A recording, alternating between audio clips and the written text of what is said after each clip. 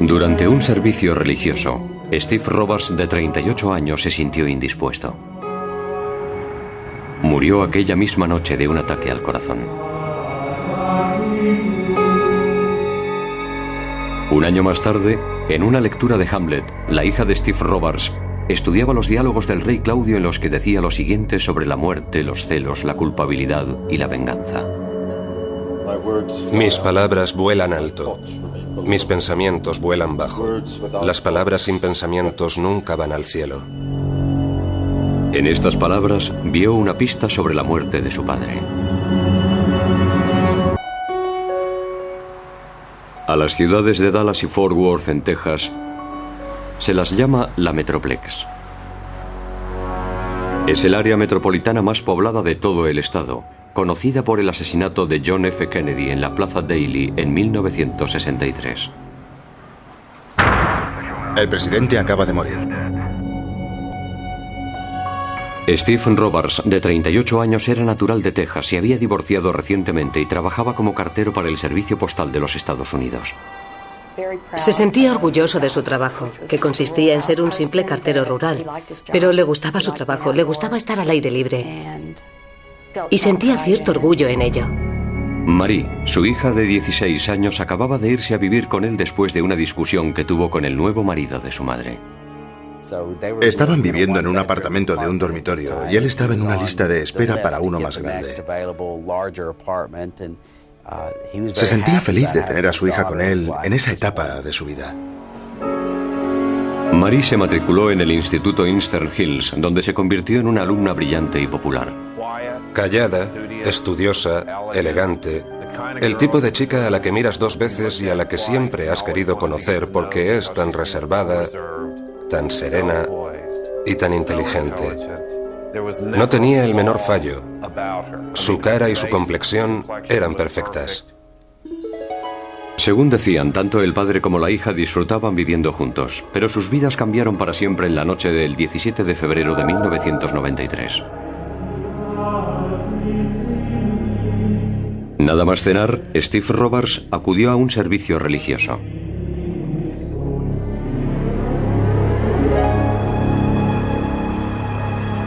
Al volver a casa les dijo a su novia y a su hija que no se encontraba bien.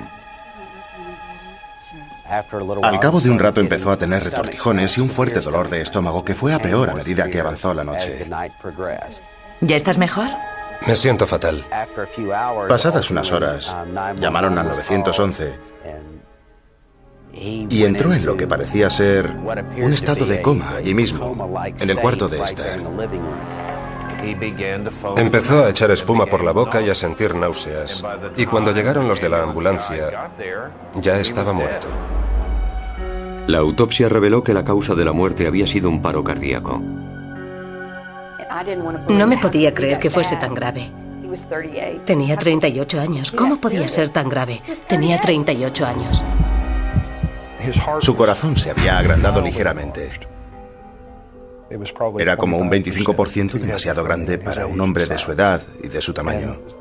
Y con mucho disgusto firmé la defunción por causas naturales. Después de la muerte de Steve Robards, Marie se fue a vivir con sus abuelos y se trasladó al Instituto Mansfield para empezar de nuevo. De modo que durante un año, Marie llevó la clase de vida perfecta que todo padre desearía para su hija. Era una alumna excelente, nunca se metía en líos, siempre entregaba sus deberes. Salía con chicos, pero sin que de ningún modo se la pudiera considerar como una chica alocada.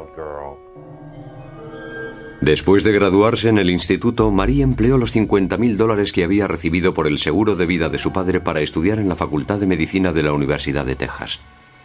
Su sueño era ser médico forense. Incluso entonces, fue una de las alumnas más brillantes entre los muchos estudiantes de esa gigantesca universidad.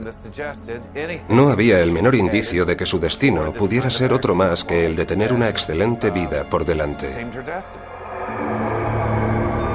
Hacia la mitad del primer curso, Marie se enteró de que la policía estaba investigando la muerte de su padre. Se preguntaban cómo un hombre de 38 años podía haber muerto de un ataque al corazón, siendo tan joven. Sin duda alguna era el crimen perfecto.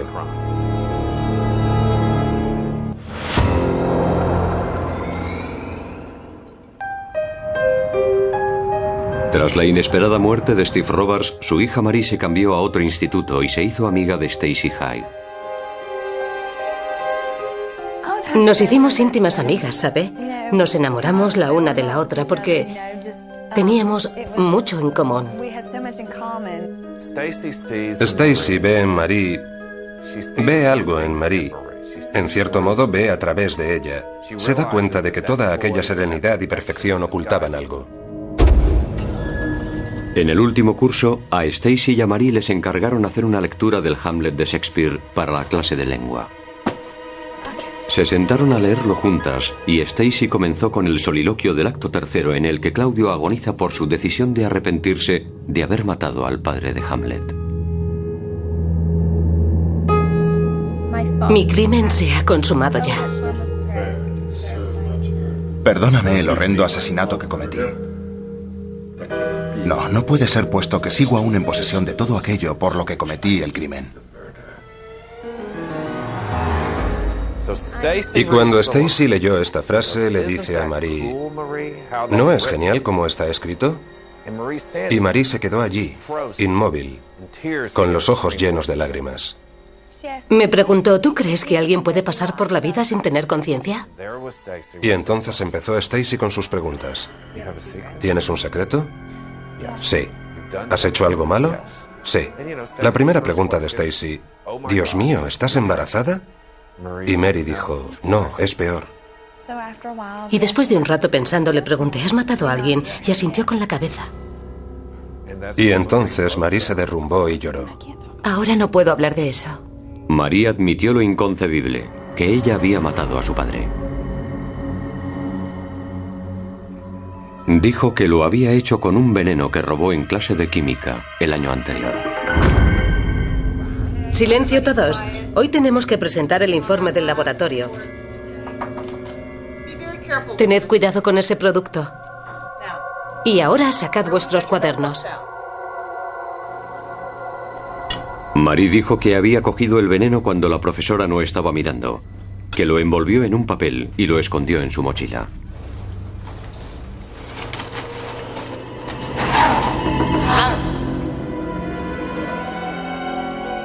Una semana más tarde, cuando estaba preparando la cena, Marie lo mezcló con la comida mexicana de su padre, que disimulaba el sabor del veneno.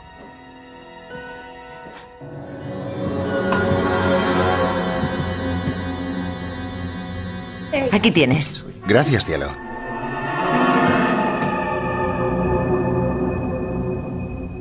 El veneno que utilizó imitaba los síntomas de un ataque al corazón, y su padre murió a las pocas horas. La autopsia nunca detectó el veneno en su sistema. Después de la confesión, Marie le hizo prometer a Stacy que le guardaría el secreto. Si rompía su promesa, Stacy sabía que su mejor amiga tendría que pasar el resto de su vida en la cárcel. Sin embargo, Stacy está obsesionada con el secreto que está intentando mantener.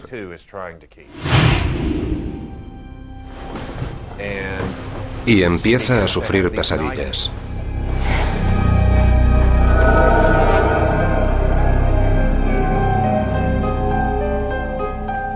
En una de estas pesadillas recurrentes, Stacy oye la voz del padre de Marie llamándola desde la tumba.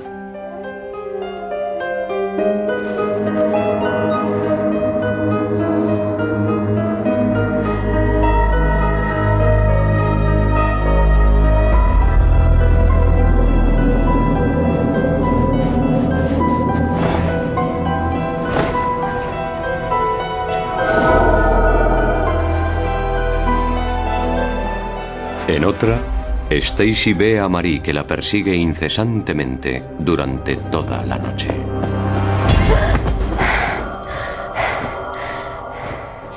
Empieza a perder la concentración. No presta atención en clase. Sus notas bajan. Empieza a beber demasiado en las fiestas del instituto. Llega un momento en que le pide a su madre que la lleve a un hospital psiquiátrico para adolescentes. Y nadie entiende qué es lo que le pasa a Stacy. Parecía la clásica crisis. Stacy sabía que si decía algo sería su palabra contra la de Marie, puesto que la muerte de Steve Robards ya había sido archivada como muerte natural. No obstante, la presión que sufría Stacy Haig era demasiado fuerte. Se lo contó a su madre, al psicólogo del colegio y más tarde a la policía. Así que durante 8 meses Stacy guardó el secreto, que la comía por dentro, y al final tuvo que confesarlo. Pero Marie jamás lo haría, y, como Claudio, parecía estar atrapada en su propio infierno.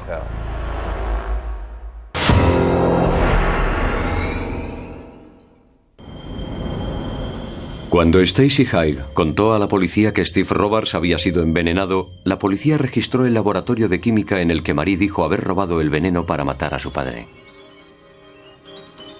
La hoja del manual de seguridad del laboratorio en la que se describía el veneno que supuestamente había utilizado Marie había sido arrancada. También te dice las precauciones que se deben tomar al usar esta sustancia y dice lo que hay que hacer en el caso de tragarla o que entre en contacto con los ojos. Si Marie utilizó un veneno para matar a su padre, ¿cómo es que no se había reflejado en la autopsia? No es un procedimiento normal, a menos que haya indicios de que es necesario hacerlo. Es una prueba que no podemos hacer aquí en nuestras instalaciones y que tenemos que enviar fuera, y la investigación no nos había llevado a sospechar nada de esa naturaleza cuando se produjo la muerte. El veneno que utilizó, la única forma de poder ser detectado habría sido si el médico forense de Fort Worth hubiera tenido un aparato que vale $150.000 que detecta los restos de veneno en una autopsia, pero no lo tenían y nunca pensaron en utilizarlo. La tecnología capaz de encontrar sustancias químicas raras en tejido humano se llama espectrómetro de masa, cromatógrafo de gas. Puesto que Marie planeaba ir a la Facultad de Medicina y hacerse forense, los fiscales sospecharon que estaría familiarizada con las técnicas analíticas utilizadas por los forenses locales. Y también sabría que el veneno no podría ser detectado. Los investigadores esperaban que las muestras de tejido de Steve Robards aún siguieran guardadas, aunque ya habían pasado 18 meses desde su muerte. En la oficina del forense estaban a punto de destruir las muestras de tejido y de sangre, como suelen hacer, cuando no hay ningún problema ni sospecha alguna de homicidio. Las muestras de tejido fueron enviadas a un laboratorio independiente en Pensilvania, donde fueron analizadas con el espectrómetro de masa cromatógrafo de gas. El veneno que buscaban era una sustancia metálica muy poco conocida. No revelaremos el nombre de este veneno en este programa. El espectrómetro de masa lanza un rayo de electrones a la muestra, aislando los componentes de las moléculas para que sean analizadas.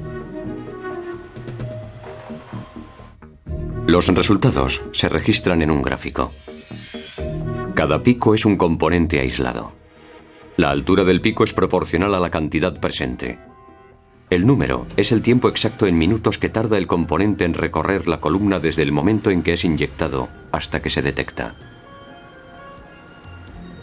Los científicos encontraron en las muestras de Steve Robards un componente metálico con un tiempo de retención idéntico al del veneno que su hija Marie había admitido haber robado en el laboratorio.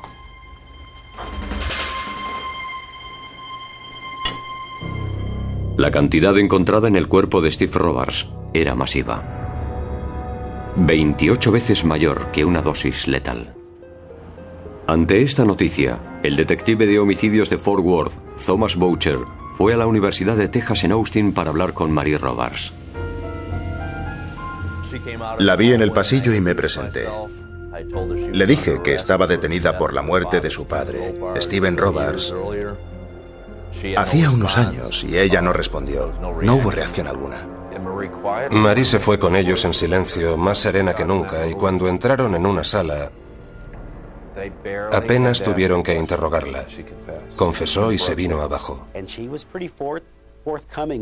Fue muy directa en toda su confesión, no intentó ocultar nada. Parecía haberse librado de toda culpa o haber pensado mucho en lo que había hecho y contó todos los detalles.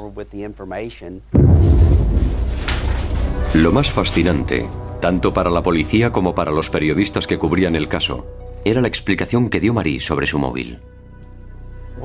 ¿Qué fue lo que te impulsó a matar a tu padre? Y ella dijo, yo quería estar con mi madre. Pero, irónicamente, como salido de una tragedia de Shakespeare, todo fue en vano. Porque la madre de Marie Robards y su nuevo marido habían planeado irse a vivir a Florida y no se lo dijeron hasta después del funeral del padre. Marie no tuvo más remedio que instalarse en casa de sus abuelos para poder terminar sus estudios en Texas. Y entonces comenzó esta retorcida historia que en muchos aspectos era una especie de parábola moderna sobre adolescentes de barrios residenciales. Esas chicas tienen emociones muy peculiares.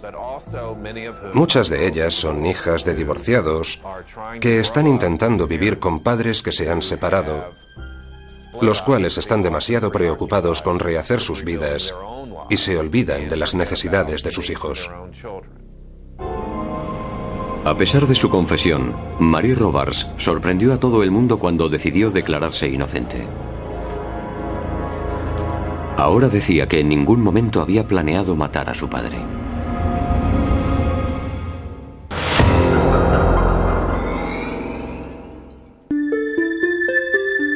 En 1996, Marie Robards fue juzgada por el asesinato de su padre Steve. Se declaró inocente. Su defensa fue que no tuvo intención de matarle. Sacad vuestros cuadernos. Marie admitió que había robado el veneno del laboratorio de química del instituto.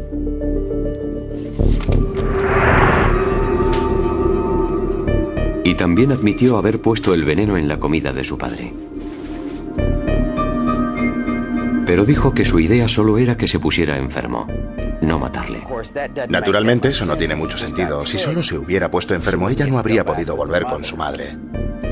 Los fiscales dijeron que Marie era matrícula de honor en química y que la cantidad que había utilizado era 28 veces mayor que la dosis letal. Cualquiera que vaya a estudiar medicina, probablemente, y que todavía está estudiando en el instituto, será un alumno por encima de la media en el departamento de ciencias, y de hecho eso fue parte de mi investigación. Consulté sus calificaciones y había tenido unas notas muy altas, especialmente en ciencias. ¿Te encuentras mejor? Me siento fatal. ¿Podrías traerme un poco de ginger ale? Claro. También se subrayó el hecho de que Marie se había quedado allí viendo cómo moría su padre, sin decirle ni una sola palabra a la novia de su padre ni a los de la ambulancia que intentaban resucitarle.